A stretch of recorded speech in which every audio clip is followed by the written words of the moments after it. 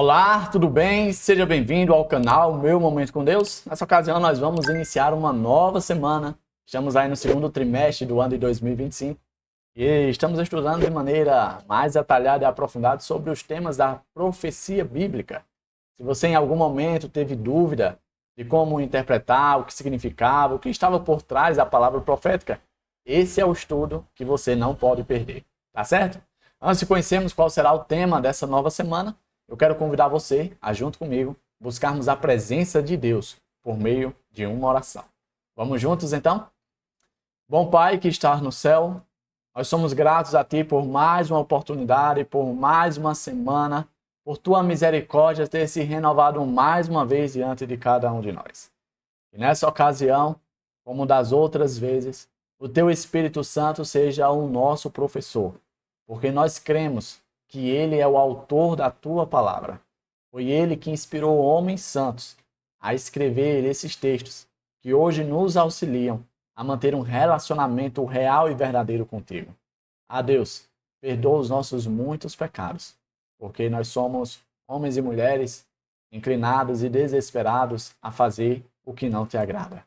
Mas que nós tenhamos a força vinda dos céus, não somente para resistir, mas principalmente para repreender as ciladas do diabo. Fica conosco, é isso que nós te pedimos em nome de Jesus Cristo. Amém. Pois muito bem, sábado, dia 5 de abril, o tema do nosso estudo é o fundamento de Gênesis.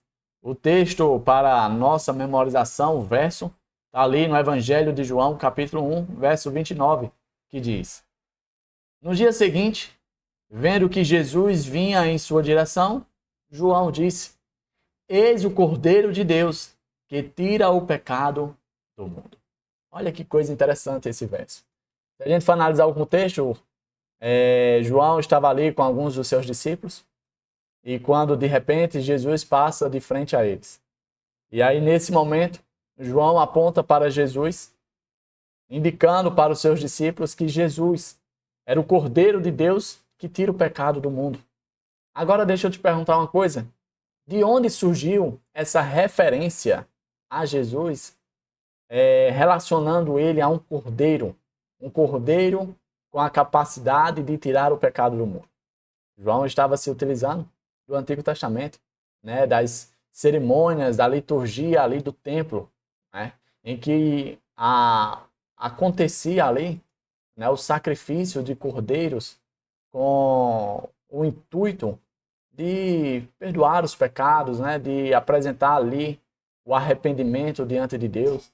As pessoas iam ali, né, apresentar a sua culpa diante de Deus em sinal de arrependimento, de confissão do seu pecado.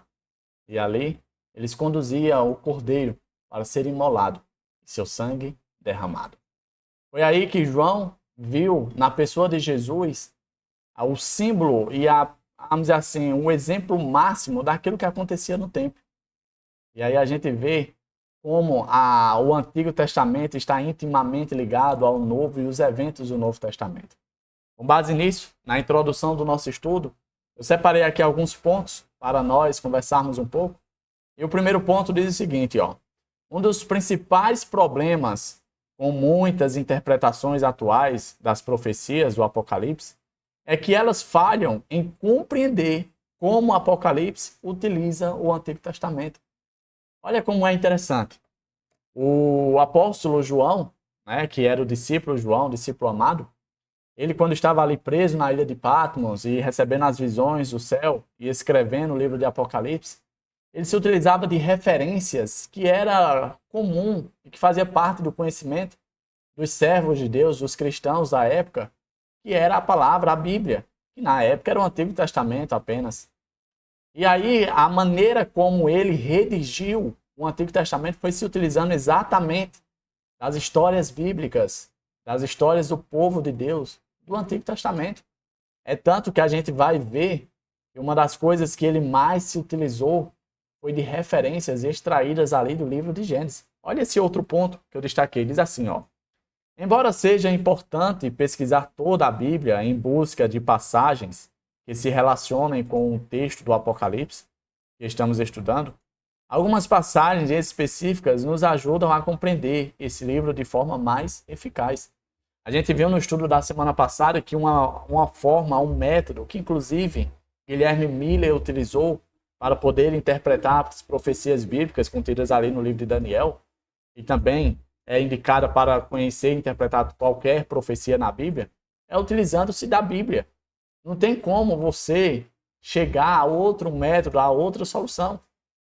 Uma forma provada disso é que muitas pessoas têm se utilizado da sua própria lógica, de frutos de conhecimento da sua cabeça, para interpretar, e têm muitas vezes levado outras pessoas ao engano, porque essas interpretações provam-se interpretações falhas, interpretações erradas.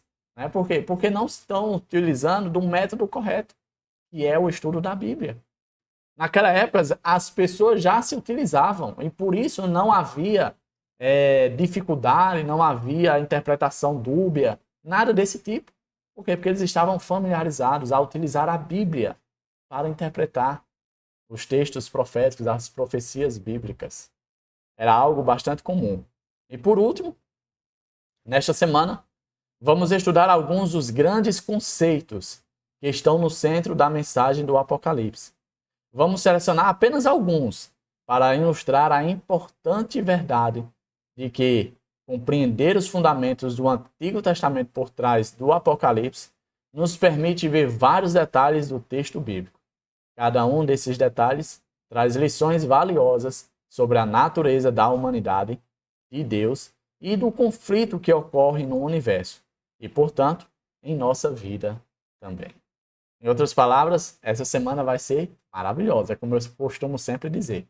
Se você tem alguma dúvida com relação a algum texto do livro do Apocalipse, alguma profecia, você não pode perder essa semana, porque o estudo da lição vai proporcionar exatamente a maneira pela qual você vai conseguir entender, interpretar e, quem sabe, ensinar para outras pessoas. Tá bom? Eu quero te ver aqui. Nós chegamos ao fim de mais um estudo. Eu quero te ver aqui no próximo, para que a gente possa dar continuidade a esse estudo maravilhoso.